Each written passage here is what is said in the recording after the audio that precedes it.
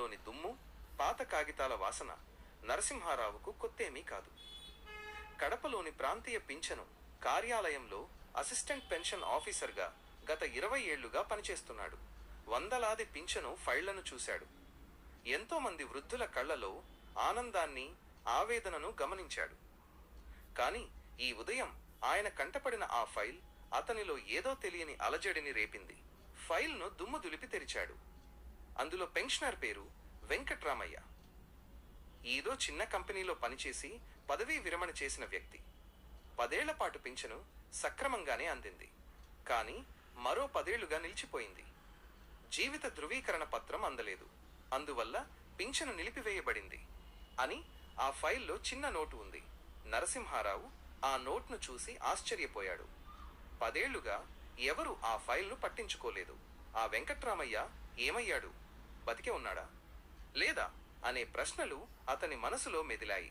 అతను వెంటనే ఆ ఫైల్ను తీసుకుని దాని గురించిన వివరాలను తెలుసుకోవడానికి ప్రయత్నించాడు. వెంకట్రామయ్య చిరునామాను తెలుసుకుని అతని ఊరికి బయలుదేరాడు. అది కడపకు దాదాపు 200 కిలోమీటర్ల దూరంలో ఉన్న ఒక చిన్న గ్రామం.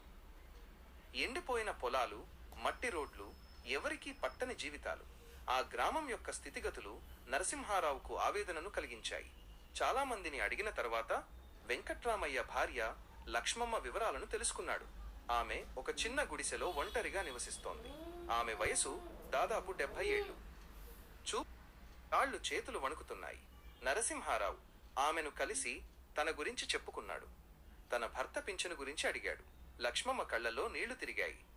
తన భర్త 10 ఏళ్ల క్రితమే చనిపోయాడని చెప్పింది.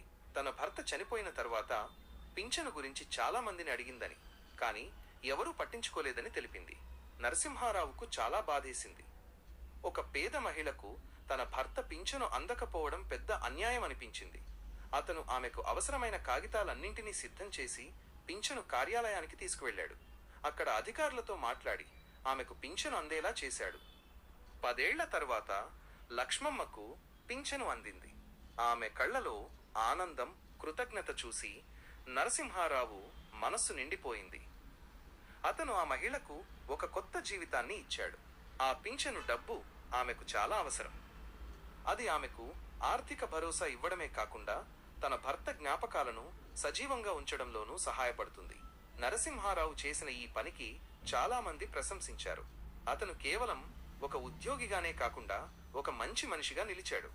ఒక పేద మహిళకు న్యాయం చేయడం ద్వారా అతను సమాజంలో ఒక మంచి మార్పుకు శ్రీకారం చుట్టాడు.